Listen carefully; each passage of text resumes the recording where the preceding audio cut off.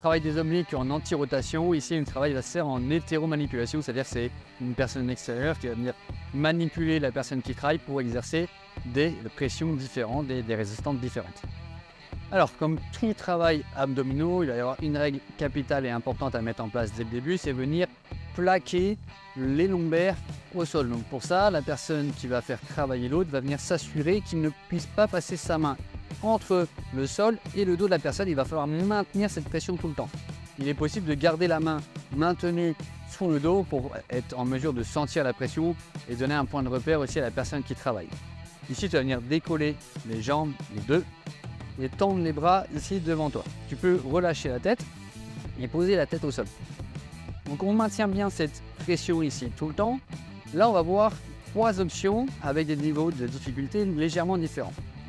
Tu vas venir dans un premier temps, pour la première option, pousser la main et la personne qui est au sol, elle doit résister.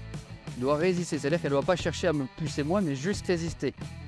Et on résiste, et plus je vais pousser fort, plus la difficulté va être élevée. Donc, en fonction du temps de travail, on va maintenir la pression, la durée qui est inscrite sur le programme. Et une fois qu'on a fini, pour travailler l'opposé, soit on se met de l'autre côté et on pousse, soit en restant de ce côté-là, on vient et on tire vers soi. On n'oublie pas de bien communiquer et la personne qui reste au sol va surtout ne pas rester en apnée. On pense à souffler, on inspire profondément par le nez et on expire profondément par la bouche. Si on fait le travail, au niveau de l'expiration, on va accentuer l'écrasement des lombaires au sol. Pour augmenter encore plus la difficulté, on peut décoller la tête et les épaules du sol. Toujours les bras bien perpendiculaires au sol et on fait la même chose avec une pression dans un sens et une pression dans l'autre. La deuxième option, toujours la même position, toujours les lombaires plaqués au sol, au lieu de pousser les mains, ici on va venir sur les jambes. Là, un petit travail au niveau des fessiers également.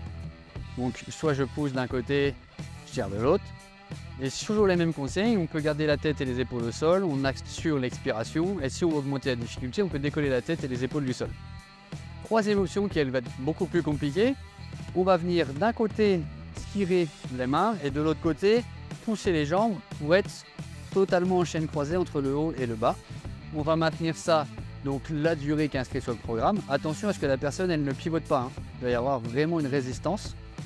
Une fois qu'on a fini la durée indiquée, on fait la même chose de l'autre côté, donc l'autre main tire, celle-ci pousse, ou alors on passe de l'autre côté si on est plus à l'aise et on maintient cette pression-là.